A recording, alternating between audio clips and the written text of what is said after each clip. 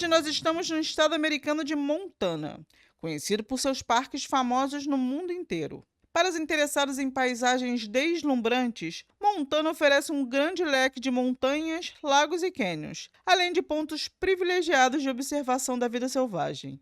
E aqueles que curtem uma pitada de história ficarão satisfeitos com Virginia City, uma cidadezinha que proporciona uma visão aproximada do que teria sido o Velho Oeste americano. E foi em Montana, muitas décadas atrás, que viveu o casal Cliff e Linda.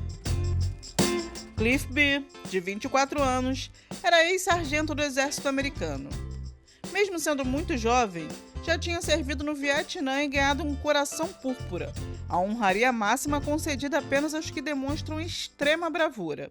Depois que voltou da guerra, provavelmente impactado pelas coisas horríveis que teve que presenciar, resolveu deixar as Forças Armadas e entrar na construção civil.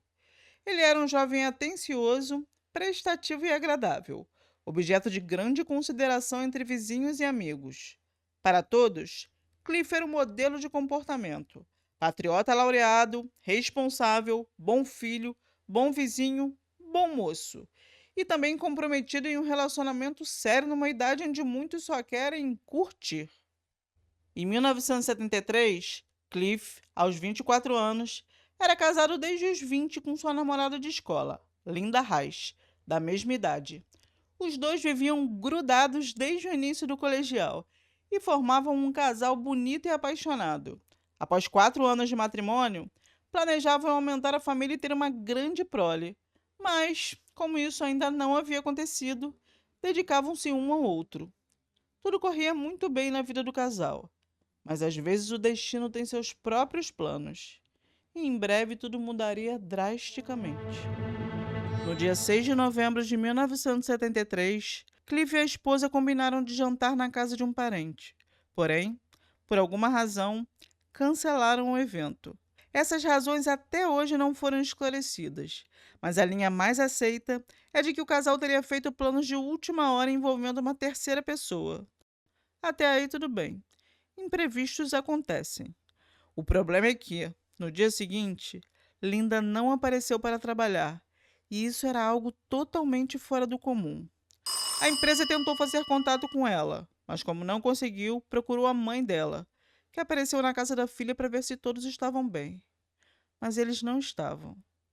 Assim que abriu a porta, a mãe de Linda se deparou com uma cena grotesca. Como você já deve imaginar, os dois estavam mortos. Cliff foi encontrado caído num dos quartos com uma ferida de grandes proporções na cabeça. Ele tinha sido estrangulado e estava praticamente imerso numa poça de sangue. Linda tinha sido agredida intimamente e depois abandonada no chão para morrer. Além disso, havia sinais de constrição nos membros.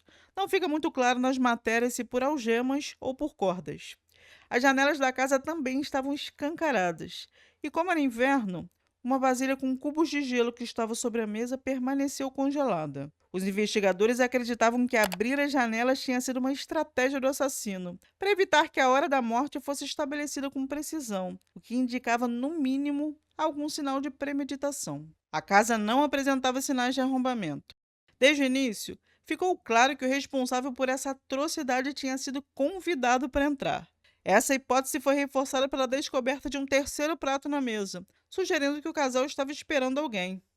E enquanto aguardava a chegada da polícia, muito provavelmente devido ao choque, a mãe de Linda lavou toda a louça da pia, comprometendo a preservação das evidências. Mesmo assim, os investigadores conseguiram identificar que alguns objetos haviam sido furtados, como lingeries, sapatos e uma pequena valise. Esse foi um crime com muita repercussão, aliás, repercussão nacional. Antes de mais nada, estamos falando de um herói de guerra num país profundamente orgulhoso de suas forças armadas. Além disso, Cliff e Linda tinham apenas 24 anos e eram pessoas pacatas, que não tinham inimigos. Então todos se perguntavam quem poderia ter cometido tamanha atrocidade. Mas o que ninguém sabia é que levaria quase 5 décadas para que a identidade desse monstro fosse revelada. Eram os anos 70, sem DNA, sem computadores, sem câmeras de vigilância, sem GPS. apenas a boa, velha e às vezes insuficiente labuta policial. Para começar, os investigadores não tinham nenhuma pista sólida, e o que poderia ajudar, que eram exames para dar suporte ao trabalho pericial, praticamente não existiam. Sendo assim, apesar de toda a pressão pública, o caso ficou parado por muito tempo. Mas isso não significa que não tivesse alguém trabalhando obsessivamente nele, porque a figura do detetive atormentado por um crime não resolvido não é exclusividade de Hollywood, não. É algo bastante real. E nós que gostamos de histórias de crime sabemos disso. E quando os testes de DNA começaram a ser realizados, entre a metade e o final dos anos 80, os investigadores do caso viram essa possibilidade como uma bênção. Durante anos, cerca de 80 exames foram conduzidos com suspeitos ocasionais, mas nenhum deles encontrou correspondência. Foi somente em 2004, graças à nova tecnologia de mapeamento genético, que uma novidade trouxe luz ao caso.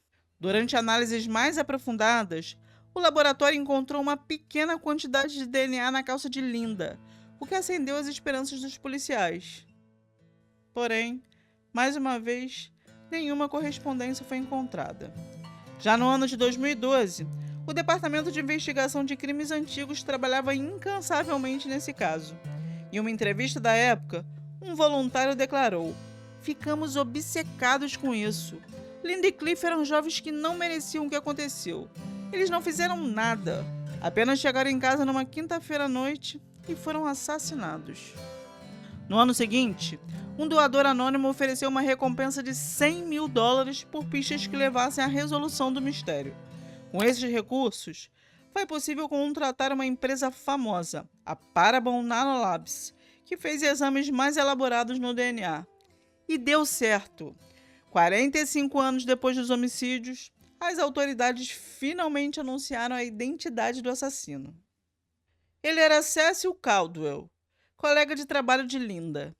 Os dois trabalhavam no mesmo armazém, ele no depósito e ela como secretária. Não há registros de que tivessem tido qualquer tipo de ligação, nem mesmo como amigos. Cecil tinha 4 filhos e um histórico criminal irrepreensível. Ele passou a vida inteira sem ter tido nenhum tipo de problema com a justiça. Para todos os efeitos, era um esposo, pai e cidadão exemplar, que vivia acima de qualquer suspeita. Infelizmente, e eu sei que não é isso que você gostaria de ouvir, ele morreu em 2003, aos 59 anos, sem nunca ter sido acusado pelas mortes.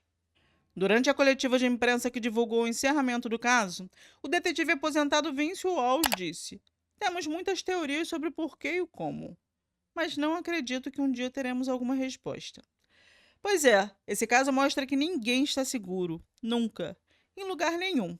Mas não sai ainda não, porque nós temos mais um cold case resolvido aqui hoje. Te garanto que você vai gostar. Family finally getting answers about their daughter who disappeared in Colorado Springs nearly a decade ago. It's so sad. Law enforcement says they have found the possible remains of 19-year-old Cara Nichols. Her case has been cold since 2012. Cara Nichols nasceu em 20 de maio de 1993. Ela era filha de Julie Paul e tinha uma irmã e um irmão. Embora não existam muitas informações sobre seu local de nascimento, sabe-se que cresceu em Colorado Springs, uma cidade com 400 mil habitantes no Colorado. Aos 13 anos, Cara começou a despertar a preocupação dos pais quando foi pega furtando em uma loja. Algum tempo depois, quando estava no segundo ano do ensino médio, ela entrou em uma profunda depressão quando o cachorro da família faleceu. Julie e Paul tentaram ajudá-la oferecendo tratamentos, mas a menina não aguentava os fortes efeitos colaterais e acabava abandonando a medicação prescrita. Foi aí que seu comportamento realmente começou a se agravar. Cara passou a se rebelar e a usar drogas pesadas, incluindo heroína. Apesar de estudar em uma boa escola da cidade, precisou mudar para um programa supletivo devido aos seus graves problemas emocionais. Após a formatura, ela trabalhou como modelo e ocasionalmente como garçonete. Além disso, mostrou-se bastante criativa ao fundar um site que conectava modelos a fotógrafos, ideia considerada inovadora na época e que permanece em funcionamento até os dias de hoje. Em 2012, aos 19 anos, Cara e sua família se mudaram para Chicago em busca de um recomeço.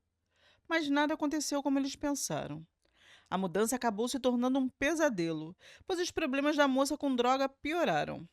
Seus familiares a enviaram para um programa de recuperação na esperança de que ficasse limpa, mas ela foi dispensada por se recusar a seguir as regras da clínica. Em agosto do mesmo ano, Cara voltou sozinha para Colorado Springs e alugou um quarto em um apartamento com mais 3 colegas.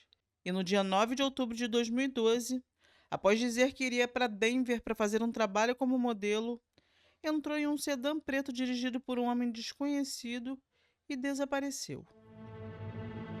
Não demorou muito para que os pais notassem sua ausência e fizessem um registro na polícia. A moça tinha simplesmente evaporado da face da terra. E o pior, ela não parecia ter sumido por vontade própria, já que deixou seus objetos de uso pessoal em casa: bolsa, identidade, roupas, maquiagem, laptop e $300 em dinheiro. Não fazia nenhum sentido. Um mês depois, em novembro, seu perfil apareceu em uma página de acompanhantes. A polícia ligou para o número, mas a família disse que a mulher que atendeu não era ela. Os detetives concluíram que o perfil era fake. A hipótese é que alguém tivesse colocado as fotos de Cara no site com o intuito de enganar possíveis clientes. O alarmante é que esse mesmo site, que foi fechado pelo FBI em 2014, era acusado por uma respeitada instituição americana de estar por trás do desaparecimento de 13 meninas e mulheres. Alguns meses se passaram. No início de 2013, a polícia descobriu que Cara realmente trabalhava como acompanhante e que tinha colocado fotos de lingerie num site privado na noite em que desapareceu. Os investigadores tinham 4 teorias. Achavam que ela tinha desvivido, morrido de overdose, sido morta pelo cafetão ou sumido por conta própria. Mas não havia nenhuma evidência que corroborasse essas suspeitas. Esse parece ser mais um daqueles casos em que a polícia não tem muita pressa de investigar o paradeiro de uma prostituta usuária de drogas. Deve ter sido muito difícil para a família. Cara estava envolvida com prostituição e era dependente química, mas ainda assim era filha deles. Eles a amavam e queriam encontrá-la. Em maio, os detetives chegaram a um homem chamado Joel Hollendorfer. O investigador disse que estava procurando uma pessoa desaparecida, e Joel admitiu que conhecia Cara. Relatou que estava procurando companhia e entrou em contato com a moça pelo site onde ela trabalhava, mas o encontro acabou não acontecendo por uma questão de logística. A essa altura, os investigadores já tinham conseguido rastrear o telefone de Cara e sabiam que ela tinha saído de casa às 11h16 e ido até uma área onde a família de Joel tinha uma fazenda. Os detetives resolveram dar uma olhada na propriedade. A primeira busca foi em 2014. Nesse primeiro momento, um radar apontou a presença de irregularidades, mas a área não foi escavada porque vários cavalos tinham sido enterrados por lá, e não dava para saber a diferença entre restos humanos e restos de animais. Logo depois, em uma entrevista, Joel ratificou que nunca tinha encontrado o Cara pessoalmente e que à época do desaparecimento estava numa situação complicada de vida, viciado em drogas e em profissionais do sexo. Por esse motivo, seu casamento com uma mulher chamada Cristina tinha chegado ao fim. Cristina foi encontrada vivendo em outro estado, mas não quis cooperar com as investigações. Joel não era nenhum santo e já tinha uma ficha criminal considerável. Entre 2012 e 2013, foi acusado de quebrar várias medidas protetivas contra sua ex-esposa. E antes disso, em 1996, tinha sido condenado por roubo e arrombamento. Sendo assim, considerando o número de indícios, nada mais razoável que ele fosse considerado o principal suspeito. Mas mesmo assim não existiam provas suficientes para encarcerá-lo, e o tempo passou. Foi apenas em 2022, 10 anos após o sumiço de Cara, que sua família finalmente conseguiu algumas respostas. Em fevereiro daquele ano, o FBI conseguiu convencer Cristina a dizer o que sabia, e ela contou a verdade sobre Joel. Cristina disse que ele tinha confessado a morte de uma acompanhante durante o ato sexual. Segundo Joel, a morte tinha sido um acidente, mas ele entrou em desespero e enterrou o corpo na propriedade da família. É claro que drogas estavam envolvidas no momento do crime, e é muito provável que ele não estivesse sequer consciente quando matou o cara. De qualquer modo, logo depois de ter escondido o corpo da moça, ele contou a verdade para os pais. Eles não o denunciaram, mas logo em seguida o pai faleceu, e Joe achava que tinha sido o causador de mais essa morte. Com esse depoimento, os investigadores conseguiram um mandado para escavar a propriedade. E lá, enterrado numa cova junto com os restos mortais de um cavalo, finalmente encontraram um caranico. Esse caso colocou o Departamento de Polícia de El Paso sob suspeita direta de corrupção. Em 2014, o xerife Cliff Porter admitiu que não fez muito esforço para encontrar Cara porque ela era uma mulher adulta, capaz de fazer as próprias escolhas. Ele também orientou seus policiais a não darem ouvidos aos apelos da família da moça. E deve ter sido uma tarefa difícil, porque a família de Cara fez e ainda faz muito barulho. Em 2016, o xerife do departamento e vários investigadores foram acusados de extorsão, sequestro e coação de testemunhas. O caso foi arquivado em 2018, mas até hoje, Julie Paul Nichols se pergunta se a falta de vontade da polícia em investigar não teve a ver com o dinheiro repassado da família de Joel para o bolso dos investigadores. Provavelmente sim, mas como dizem que não há nada que permaneça encoberto, Joel finalmente foi preso. Eu vim acompanhando esse caso de perto, e até um tempo atrás eu achava que ele ia escapar da prisão, porque os advogados de defesa fizeram um ótimo trabalho para tentar provar que a morte foi um acidente. Segundo eles, o único erro de Joey foi ter se apavorado e escondido o corpo. Essa tese foi parcialmente endossada pelo legista de El Paso. Ele testemunhou que não poderia determinar a causa da morte por causa do processo de decomposição, mas que os exames provavam que ela tinha uma grande quantidade de drogas no organismo, o que aumentava o risco de asfixia acidental. Então, a advogada de Joe entrou com uma declaração de inocência para todas as acusações e pediu para que o julgamento fosse adiado. O juiz e o promotor aceitaram, e o réu veio assentar no banco dos réus no dia 31 de agosto de 2023. E o resultado, ao menos para mim, foi uma grata surpresa. Pela morte de Cara, Joel pegou uma sentença de 24 anos de prisão, o que é uma pena considerada alta quando se trata de homicídio culposo. Eles conseguiram enquadrá-lo numa categoria de homicídio culposo chamada reckless, que, segundo eu entendi, seria algo como o nosso dolo eventual no Brasil. Me corrijam se eu estiver errada. I'm very angry, I'm sad, I'm frustrated. I still don't think that justice was served. I can only hope that he never gets out of prison. This is first-degree murder. This is someone whose life was taken at the hands of a man who is violent.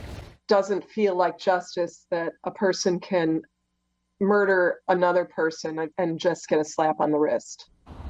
Em uma declaração à imprensa, a família da vítima declarou: "Eu espero que as pessoas lembrem de Cara pela pessoa que ela foi, pela criança, pela adolescente, pela filha, pela amiga, pela jovem maravilhosa que nós sabemos que ela era."